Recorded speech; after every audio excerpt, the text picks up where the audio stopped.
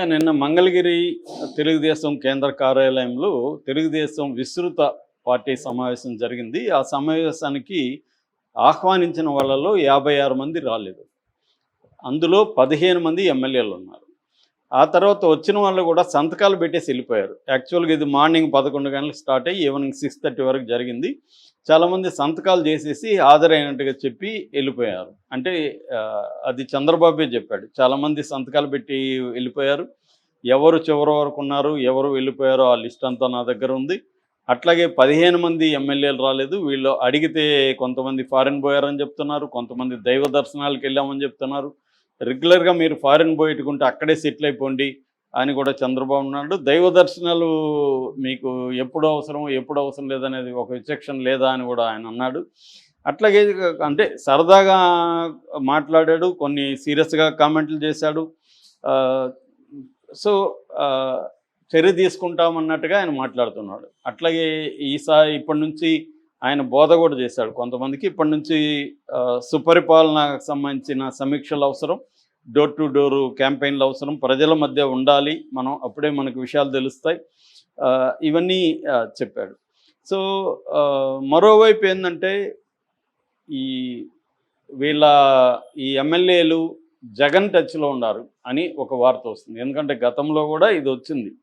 ఎందుకంటే ఈ 1 ఇయర్ తర్వాత కొన్ని సర్వేలు చేయించాడు చంద్రబాబు. ఒకటేమో కేకే సర్వే. మనకు కేకే సర్వే ఎందుకు చాలా ఇంపార్టెంట్ అంటే మొన్న 2024లో అందరూ కూడా జగన్కి ఈ స్థాయి వస్తుందని ఎవరు చెప్పలేదు. కేకే సర్వే మాత్రమే దగ్గరగా చెప్పారు. సో అందువల్ల కేకే సర్వే అనేది సంచలనమైంది. తర్వాత అతను చాలా రాష్ట్రాల్లో ఫెయిల్ అయ్యాడు, అది వేరే విషయం. కానీ ఇక్కడైతే ఇది చేశాడు. ఇప్పుడు చంద్రబాబు తరఫున కేకే సర్వే, రైజ్ సర్వే, తర్వాత ఐవీఆర్ ఓన్గా ఐవీఆర్ దీంట్లో సర్వే చేయించుకున్నారు. దీంట్లో కేకే సర్వేలో 88 మంది కొత్తగా టికెట్లు ఇచ్చిన ఎమ్మెల్యేలు మళ్ళీ గెలిచే పరిస్థితి లేదు అనేది ఆ అబ్బాయి చాలా ఇంటర్వ్యూలో కూడా, అబ్బాయి పేరు కిరణ్ అనుకుంటా, అబ్బాయి చాలా చెప్పాడు కూడా. సో అబ్బాయి ఏం చెప్తాడంటే విపరీతంగా కరప్షన్ అనేది జరుగుతుంది. ఇంతకుముందు అంటే సిండికేట్స్ ఫామ్ అయ్యి ఒక పద్ధతిలో వాళ్ళు దోచుకునేవాళ్ళు. ఆ పద్ధతిలో దీని వెనక ఎవరున్నారు ఏంటని ప్రజలకు తెలిసేది కాదు.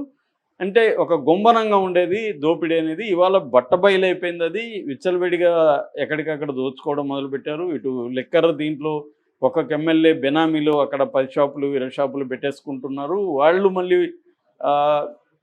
బెల్ట్ షాపులు పెట్టుకొని ఈ ఎంఆర్పి కంటే ఎక్కువ విక్రయిస్తూ ఉన్నారు. ఈ లాభాలంతా వాళ్ళే పెట్టుకుంటున్నారు. అలాగే పాత బార్లకు మాత్రం టైమింగ్స్ని బట్టి మూసేయించేస్తున్నారు. వీళ్ళ దగ్గర ఉన్న బార్లు మాత్రం ఓపెన్ చేసుకుంటున్నారు. అలాగే సిలికాన్ ఇసుక కావచ్చు, తర్వాత క్వాడ్జ్ కావచ్చు, గనులు కావచ్చు, వీటిలంతా కూడా విచ్చలవిడి దోపిడీ. అలాగే ల్యాండ్స్ కావచ్చు, ల్యాండ్స్ ఆక్యుపై చేసుకొని ప్రజల భూముల్ని గతంలో వైఎస్ఆర్సీపీ ఉన్నప్పుడు ఎలాగైతే ప్రజల ఆస్తుల్ని వీళ్ళు కబ్జాలు చేశారో అంతకంటే ఎక్కువగా వీళ్ళు చేస్తున్నారు ఈ ఎమ్మెల్యేలు కూడా.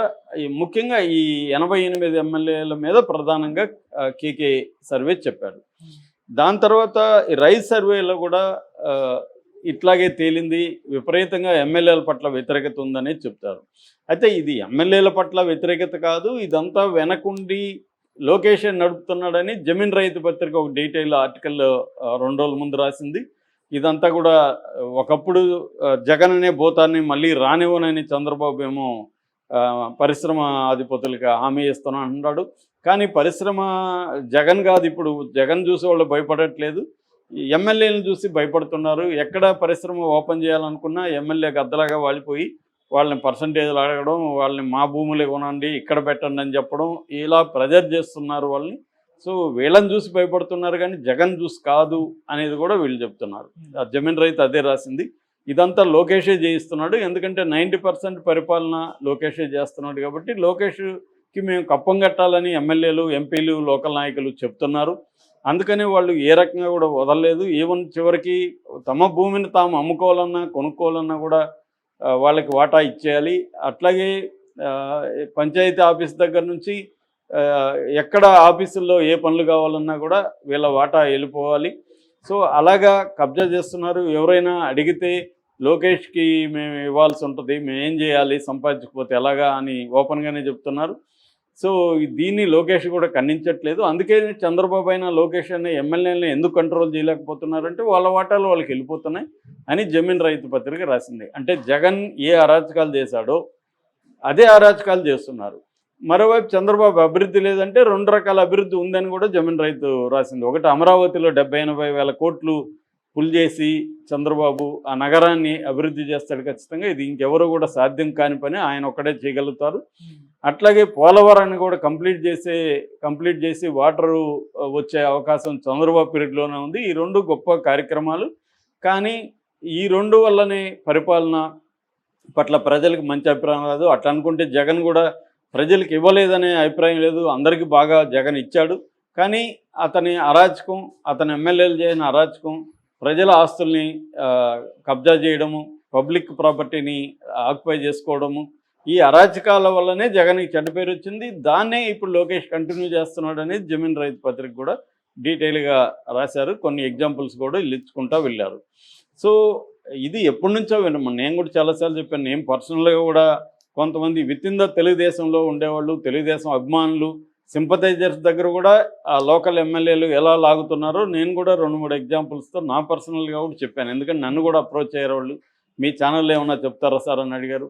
సో అట్లా అంటే తెలుగుదేశం వాళ్ళ దగ్గర వాళ్ళకి తనామనా అనేది ఏముండదు కదా. ఎందుకంటే దీనికి మళ్ళీ